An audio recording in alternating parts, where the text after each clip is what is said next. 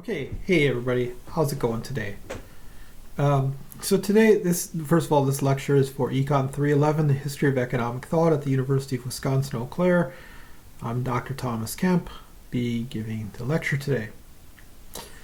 This lecture is on it's on Say's law, and classical monetary theory is its primary emphasis. However, we will touch upon we'll touch upon the classical versus Keynesian interpretations of Say's law, as well as talk about Say's law's sort of central place in even modern macroeconomics as well, right? So it's sort of the history of Say's law a little bit, but mostly its place in modern economic thought. Okay, so that's where we are. So Say's law, this is Jean-Baptiste Say, this picture right here. Say's law is commonly stated in first-year textbooks as supply creates its own demand, or something very similar, right? And that phrase actually is taken from Keynes, John Maynard Keynes, let's say mid-20th, really early 20th century economist, and really the founder of modern macroeconomics. Keynes, in constructing modern macroeconomics, Keynes really understood the centrality of Say in Say's law of markets. In fact, what Say actually said is not supply creates its own demand. That phrase is nowhere in Say's writings. But what Say said is that products are paid for by products. Okay, in other words, right now I'm producing a product. It's economics education. Okay, and that is going to allow me to earn an income, which will allow me to buy other products like guitars and things like that. Important stuff in life. And so that product is paid for by this product. All right. Now, that seems like, well, yeah, obviously, right? But as you'll see, right, that's something that folks generally don't understand, the implications of that, and that it says a lot. Okay. A more common sense way of thinking about that idea is that of Say's law is that we provide things to the market so that we might get other things, okay, which gets us pretty close to Say's law the way Keynes stated it, that supply creates its own demand. And it isn't so much that supply creates its own demand, it's that the act of supplying suggests a correspondent desire to consume. Okay, so for example, if I want this glass of water, it's just off camera here, I just go get it from the faucet. I don't produce it. I don't offer it to the market. I just go and do it myself, right? When I offer something to the market, whether it be this, education, or whatever, I'm doing that because I want to get something else, right? I mean, if I didn't need anything else, I probably wouldn't be making this video right now. So if I didn't have a demand, I probably wouldn't be supplying. Okay, and that's what Say was getting at. That's what Say was getting at. So that has a lot of important things in terms of macroeconomics, and I'm sure that I'm trying people already's patience with this. Well, here's why, right? So we have recessions where people are trying to provide labor to the market, but nobody wants to hire. Well, they're supplying. Why is nobody demanding?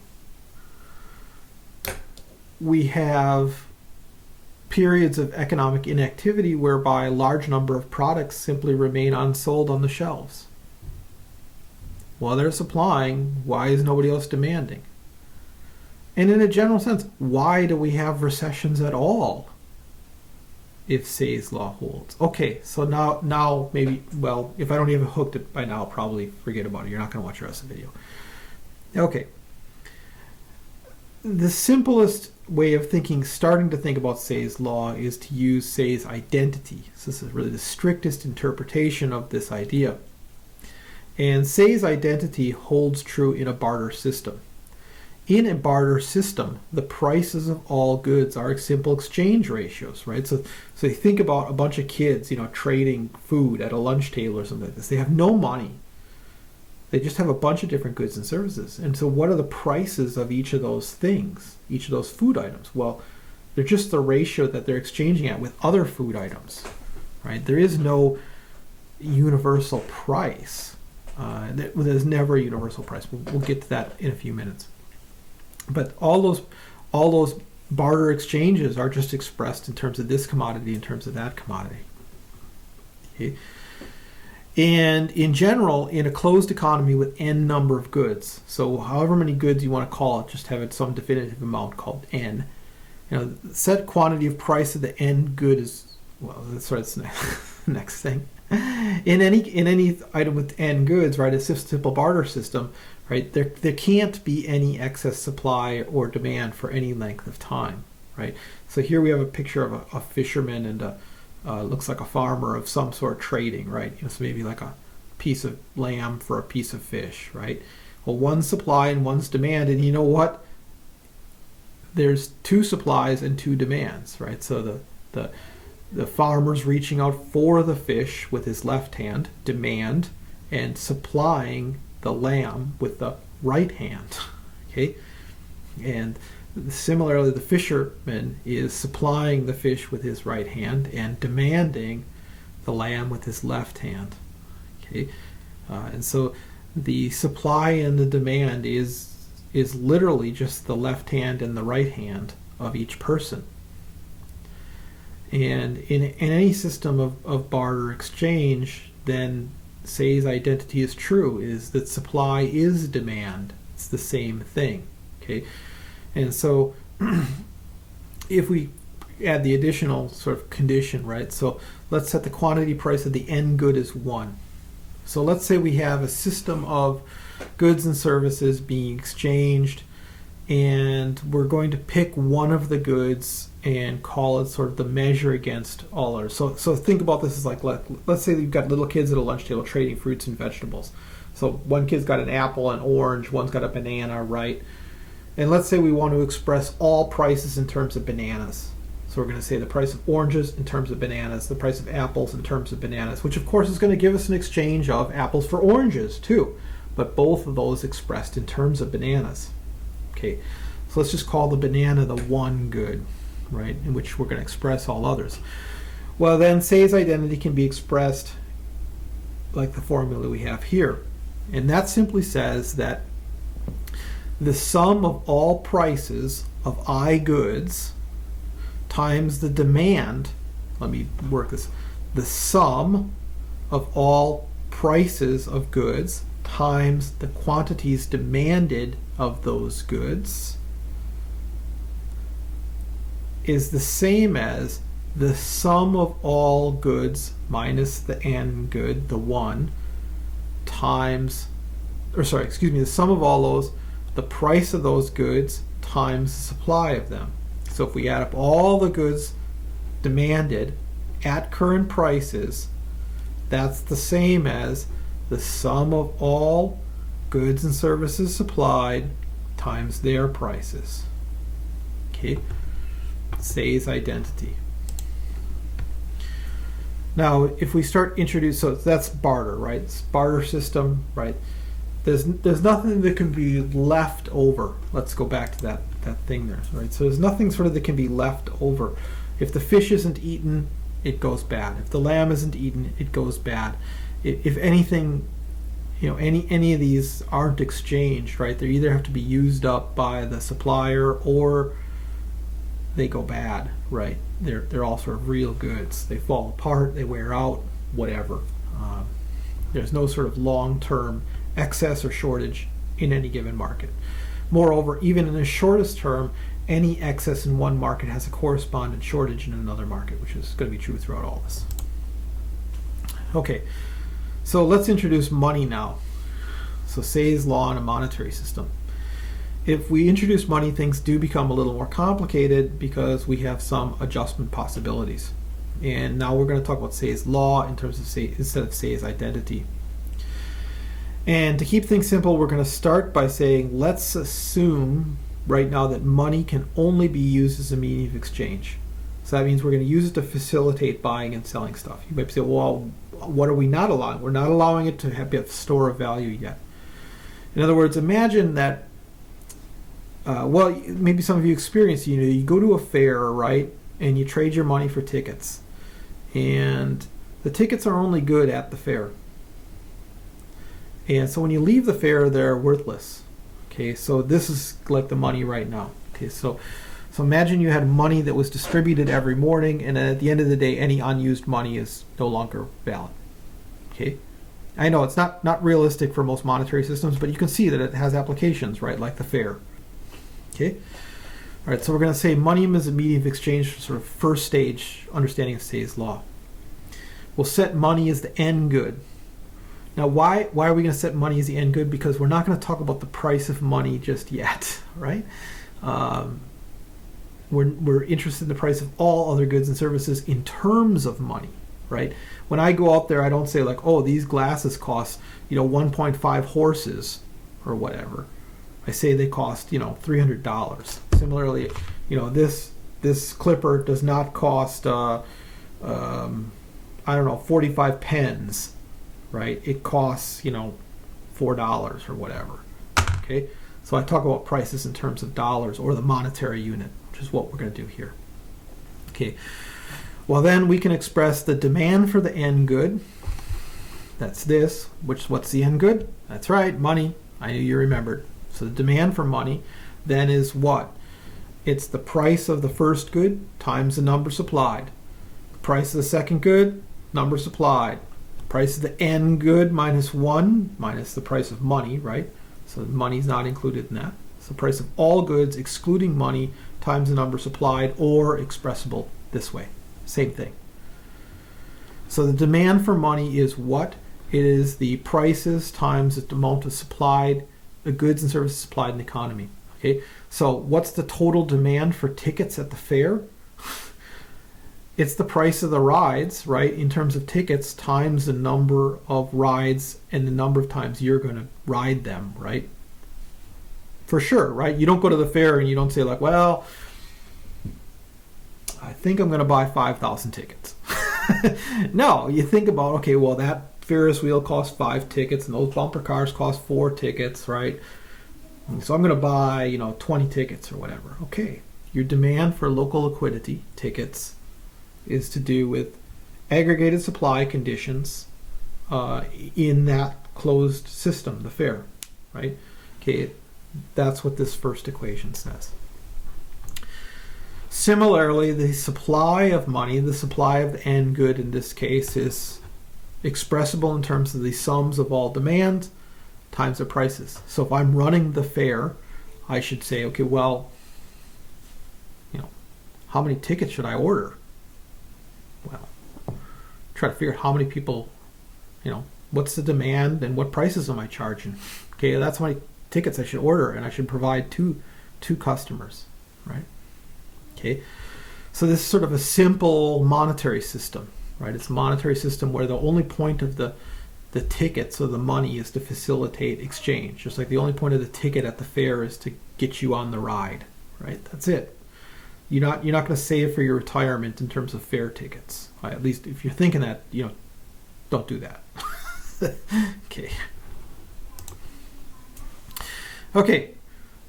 We can then consider adjustment mechanisms to this within Say's law. So let's say that the demand for money is greater than all that. Well, if this is the case for whatever reason, people want additional tickets, they want additional money, well, then the prices of those things will have to fall, right? So let's think about the fair, right? So people just, they think the design of the tickets is cool or whatever, and they just want to hang on to a bunch of tickets and pin them on the wall when they get home for wallpaper or something. Well, then if they want to keep that fair up and running, then they're going to have to lower the price of the rides in terms of tickets.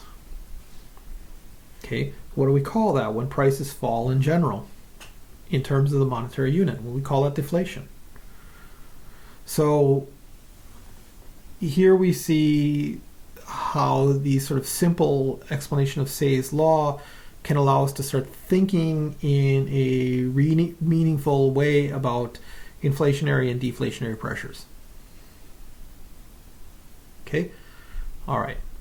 The lower half of this slide is the inflationary, right? So you can read it there and you can walk similar reason. So inflationary pressures where we want a lot of goods when we don't want a lot of money, right? So we're trying to dump money into the market and receive lots of stuff. Well, it's inflation, right? Okay. Now, for a moment, going back to Say's identity, with Say's identity, the money market must be in equilibrium. That is, SN equals SDN. And it's because we assume that money in itself has no use, right? So those tickets at the fair have no use other than to get you on rides, right? They're not a retirement plan. They're not they're not like Pokemon cards. You can't trade them.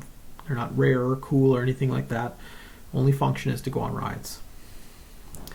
But of course, money can also serve as a store of value, right? So I have money today and I want money today so that I'm going to buy stuff in the future, right? You're thinking like, well, yeah, of course. Okay, great. So let's now introduce that idea into this. So people may wish to hold money for some future planned consumption. And so using the reasoning above, right, that desire, holding everything else equal, will lead to deflationary pressure, right? So let's say that there was only enough tickets before to ride the rides we could provide. Well, now people want to hold on to the tickets just for the sake of holding on to them. Well, that puts this deflationary pressure on the price of rides, right?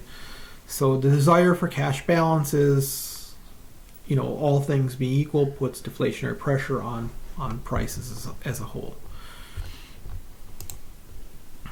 Okay, now that's really still pretty simplistic thinking. We don't really hold cash just for the sake of holding cash in most cases. We'll talk a little bit about the exceptions to those, right? We don't generally hoard up cash for reasons that reasons that you probably already understand that we'll talk about more explicitly in a second. But we do hold cash to facilitate short-term transactions, right? So right now I have money in my wallet, or cash in my wallet, excuse me. You probably have cash in your wallet too, okay? And we can express that idea too, right? But remember, cash in your wallet, even if it's a short period of time, that's income I was paid, so it's production that I produced in the recent past for consumption that will occur in the recent future, near future, excuse me. Okay, so we can begin to see the separation of production from consumption. So the idea that everything supplied is equal to everything demanded basically in the immediate time period is now becoming disconnected, right? Because I'm holding cash balances.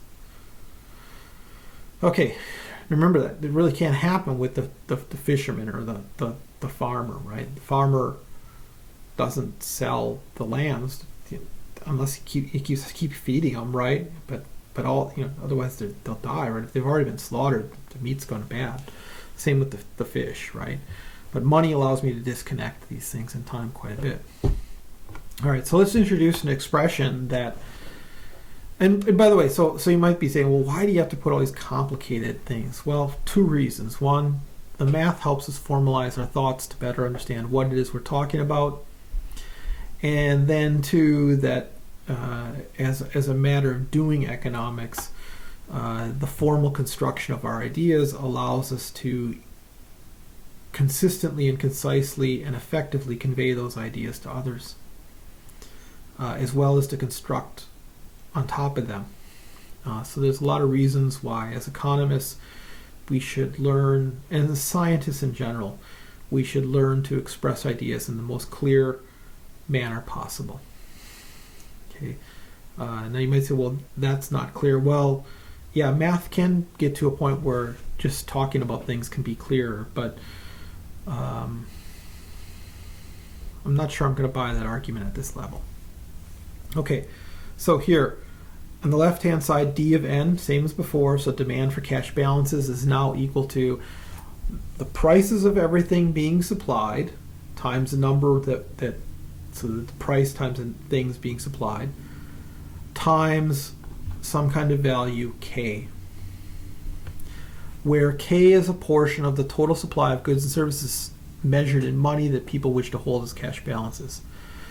So for example, well, if I think I'm going to, all the prices of everything out there are X amount and I need to buy them over the next 5 days, and I'm not going to go to the cash machine every day, so therefore I'm going to hold some percentage of that in cash, right? So call that percentage K, right? And so then that demand becomes the supply of money, right? So it's just a little bit more sophisticated way of thinking about the supply of money, right? We need a supply of money that is correspondent to the sort of intermediary period between production and consumption, aggregated across all individuals.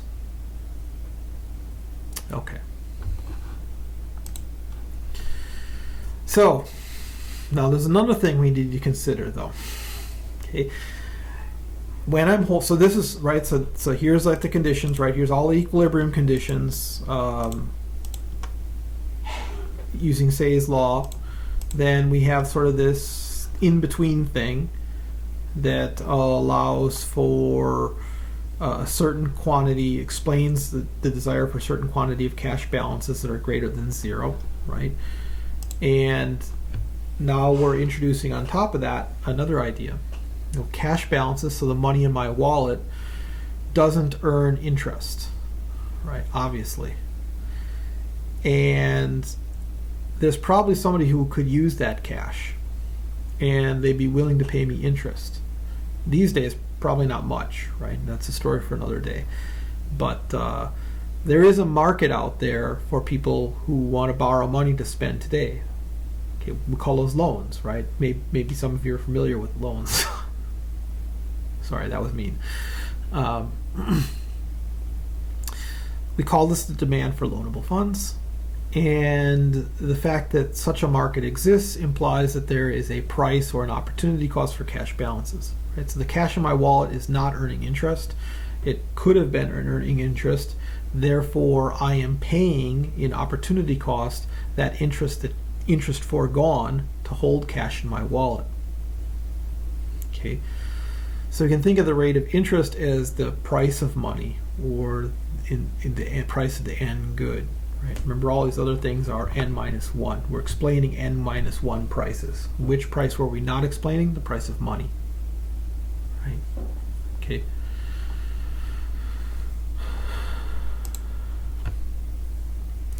Okay. Putting these ideas together, right? So the idea that there's a market for cash balances, we call that market the money market. Okay. And then there's also a market for loans.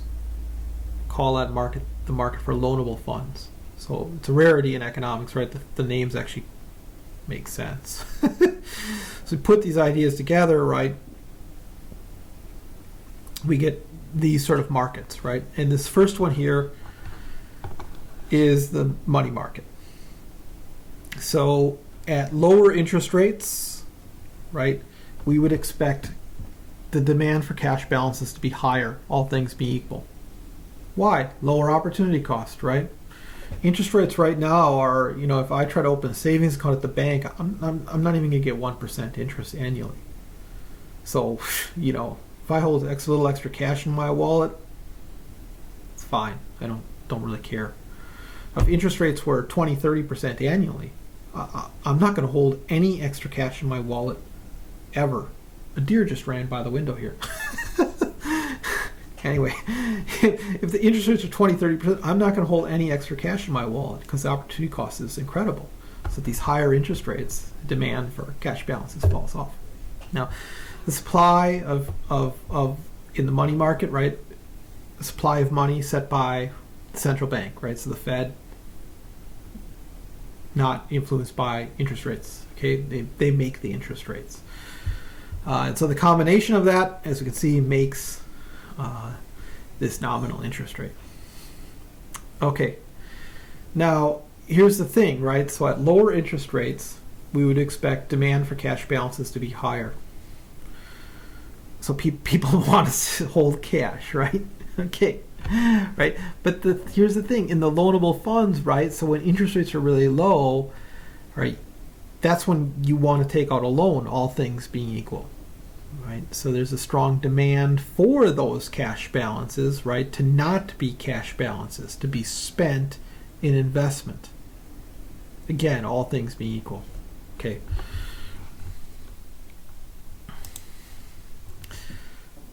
I think I missed a slide there. Nope. Okay, good. Okay. So here's the loanable funds market, right? So at lower interest rates, we can see that in this case now it's real interest rates, but that's a complication we're going to leave for the intermediate macro students, right? At lower interest rates, the demand for loanable funds is quite high, right? And of course the supply of loanable funds is quite low. So the supply condition of loanable funds, right, is our money market, right? So people are holding on to these as cash balances. That's what they have an interest to do. Investors, on the other hand, are trying to presumably borrow these loanable funds. Again, all things being equal. Okay. So combining those two ideas, combining this idea of a money market with a loanable funds market, gives us at the same time both a stable interest rate and also a stable money market. The two things alone don't give us stability. If we look at money markets alone, right, and say the Fed tries to stimulate the economy by increasing the money supply, right, then all things being equal, that's going to lower interest rates and encourage people to hold cash balances, not necessarily encourage people to borrow more.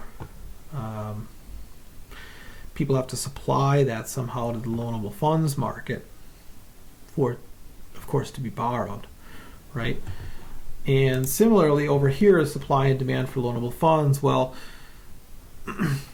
the supply of loanable funds is going to be a function of people's income. And so, right, because how much you save is a function of how much money you have, right? Sure. Okay, so if you have less money, all things being equal, right, you're going to supply less money, and if you have more money, you're going to have more, right? So, yeah, okay. I think I've belabored the point enough. Okay, so combining the two gets us this relatively stable situation. Okay, and here's where we're going to bring it together, right? Okay, so taking all that we've learned so far about classical and Keynesian just all we've learned about Say's law so far, we can now sort of bring this into the 20th century and look at really differences between classical monetary theory and Keynesian interpretations of Say's law, which is central to understanding debates in modern macroeconomics. Okay. So in classical monetary theory, the money and loanable funds markets always generate a stable equilibrium at a positive real rate of interest. Okay?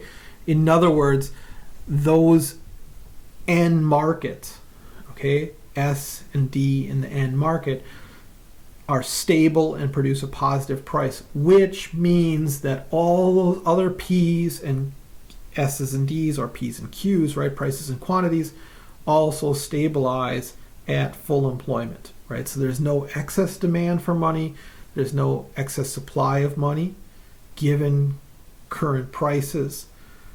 All the money markets clear, and so all the goods markets clear. Right.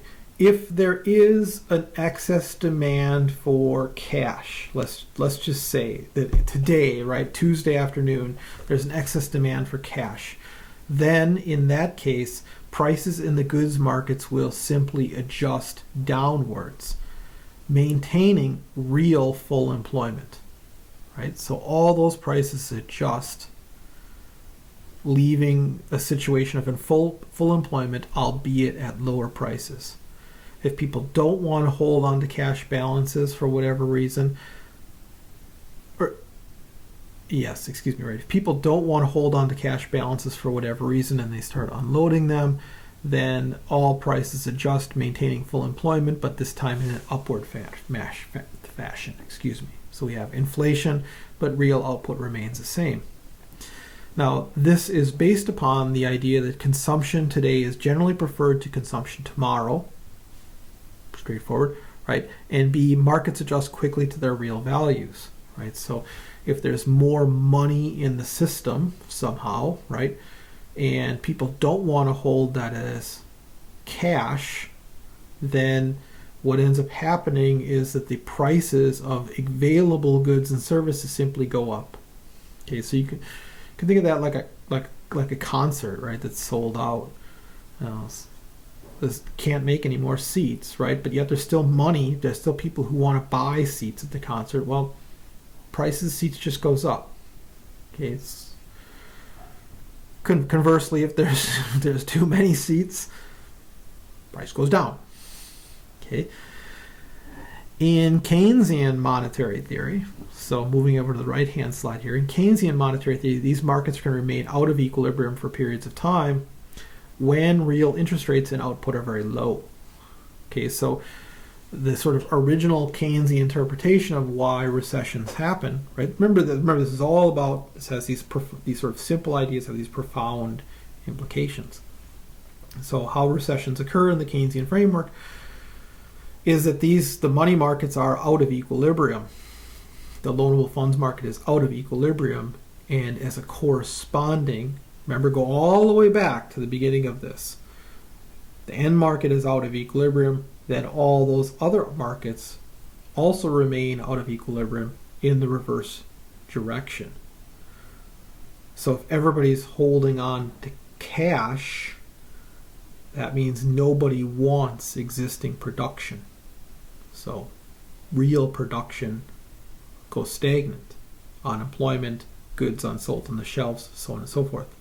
People are trying to retain liquidity. Now you might say, well, wait a second, didn't we say that cash doesn't earn interest, and if it earns interest, then it gets returned in the loanable funds market? Right, okay, good. Now you're there with me.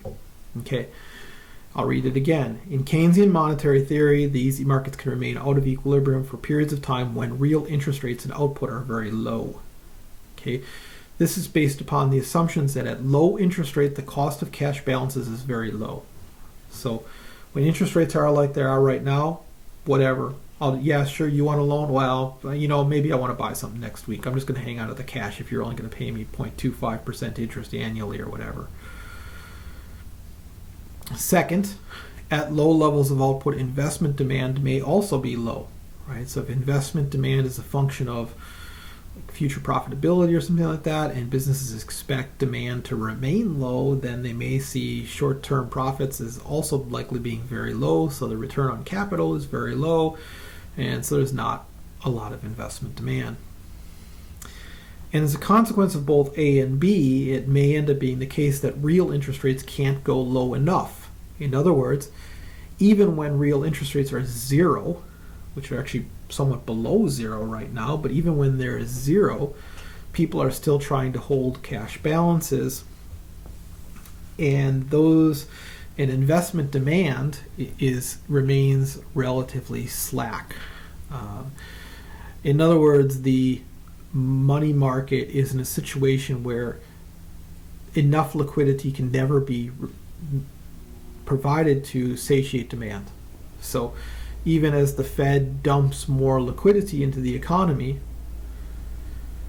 that liquidity is quickly absorbed within institutions that want to retain it for whatever reason, even though it pays nothing.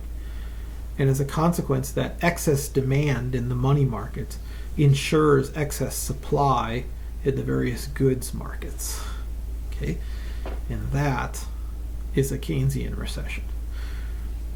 All right, even at zero interest rates. So, of course, there's where you get stuck, right? All right. That's enough for this time. Thanks, everybody. We'll see you again next time.